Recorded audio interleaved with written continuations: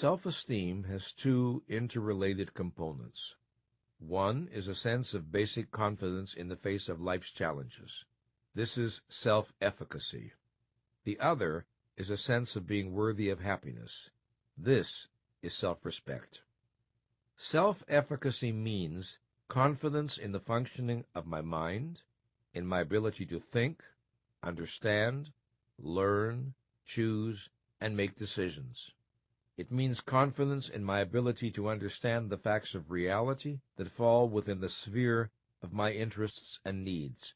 It means self-trust and self-reliance. Self-respect means assurance of my value. It means an affirmative attitude toward my right to live and to be happy. It means comfort in appropriately asserting my thoughts, wants, and needs.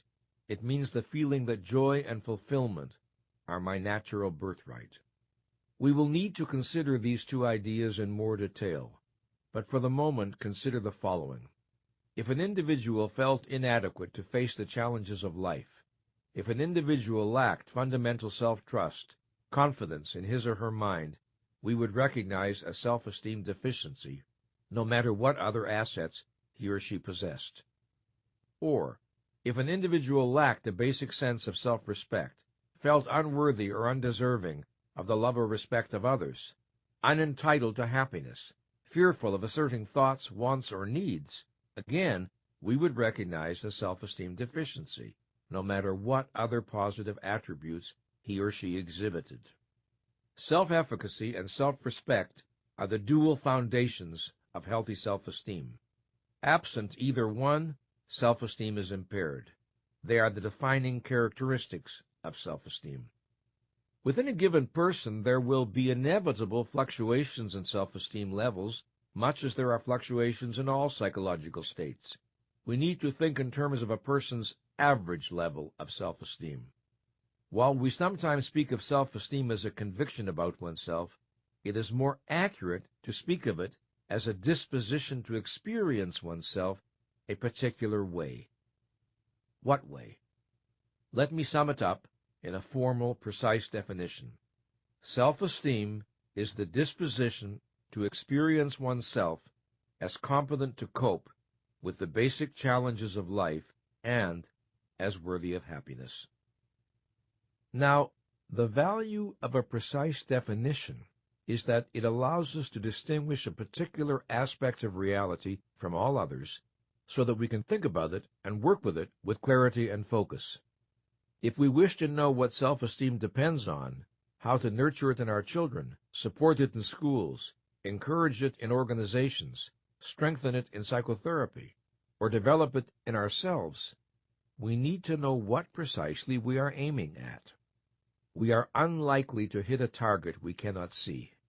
If our idea of self-esteem is vague, the means we adopt to build it will reflect this vagueness.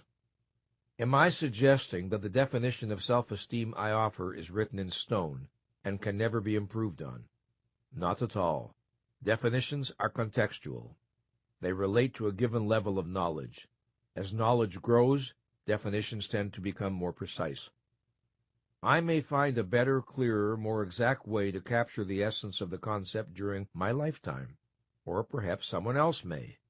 But within the context of the knowledge we now possess, I can think of no alternative formulation that identifies with more precision the unique aspect of human experience we are exploring. To have high self-esteem, then, is to feel confidently appropriate to life. To have low self-esteem is to feel inappropriate to life, to feel wrong, not about this issue or that, but wrong as a person. To have average self-esteem is to fluctuate between feeling appropriate and inappropriate, right and wrong as a person. It is also to manifest these inconsistencies in behavior, sometimes acting wisely, sometimes acting foolishly, thereby reinforcing the uncertainty about who one is at one's core. I have given the name self-efficacy to that experience of basic power or competence that we associate with healthy self-esteem, and self-respect to the experience of dignity and personal worth. While their meaning is clear in a general way, I want to examine them more closely. First, self-efficacy. To be efficacious in the basic dictionary sense is to be capable of producing a desired result. Confidence in our basic efficacy is confidence in our ability to learn what we need to learn and do what we need to do in order to achieve our goals, insofar as success depends on our own efforts. Rationally, we do not judge our competence in the sense meant here by factors outside our control. Self-efficacy is not the conviction that we can never make an error. It is the conviction that we are able to think, to judge, to know, and to correct our errors. It is trust in our mental processes and abilities. Self-efficacy is not the certainty that we will be able to master any and every challenge that life presents. It is the conviction that we are capable in principle of learning what we need to learn, and that we are committed to doing our rational and conscientious best to master the tasks and challenges entailed by our values. Self-efficacy is deeper than confidence in our specific knowledge and skills based on past successes and accomplishments, although it is clearly nurtured by them. It is confidence in what made it possible for us to acquire knowledge and skills and to achieve successes. It is confidence in our ability to think, confidence in our consciousness and how we choose to use it. Again, it is trust in our processes, and as a consequence, a disposition to expect success for our efforts. The distinction between trust in our processes and trust in some particular area of knowledge is of the highest importance in virtually every sphere of endeavor. In a world in which the total of human knowledge is doubling about every 10 years, our security can rest only on our ability to learn. No one can expect to be equally competent in all areas, and no one needs to be. Our interests, values, and circumstances determine the areas in which we are likely to concentrate. Now let's consider the second component of self-esteem, self-respect. Just as self-efficacy entails the expectation of success as natural, so self-respect entails the expectation of friendship, love, and happiness as natural, as a result of who we are and what we do. We can isolate the two components conceptually for the sake of analysis, but in the reality of our daily experience they constantly overlap and involve each other. Self-respect is the conviction of our own value. It is not the delusion that we are perfect or superior to everyone else. It is not comparative or competitive at all. It is the conviction that our life and well-being are worth acting to support, protect, and nurture, that we are good and worthwhile and deserving of the respect of others, and that our happiness and personal fulfillment are important enough to work for. To appreciate why our need for self-respect is so urgent, consider this.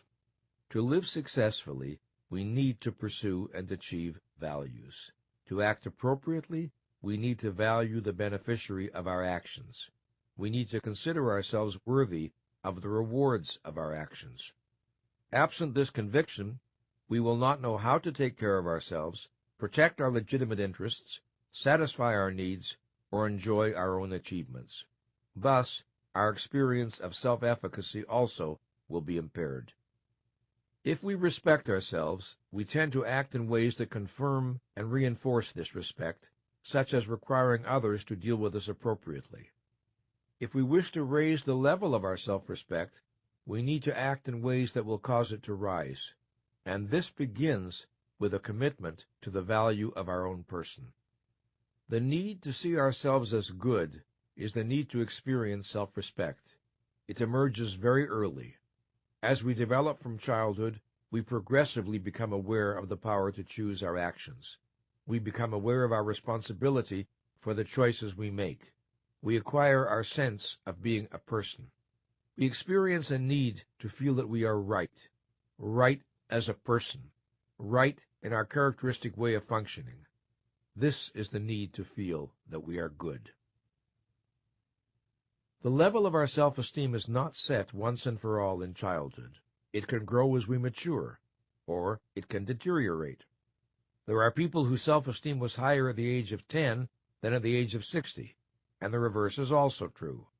Self-esteem can rise and fall and rise again over the course of a lifetime. Mine certainly has. I can think back over my history and observe changes in the level of my self-esteem that reflect choices I made in the face of particular challenges. I can recall instances when I made choices I am proud of and others I bitterly regret, choices that strengthened my self-esteem and others that lowered it. We all can. With regard to choices that lower self-esteem, I think of times when I was unwilling to see what I saw and know what I knew. Times when I needed to raise awareness and instead I lowered it. Times when I needed to examine my feelings and instead I disowned them.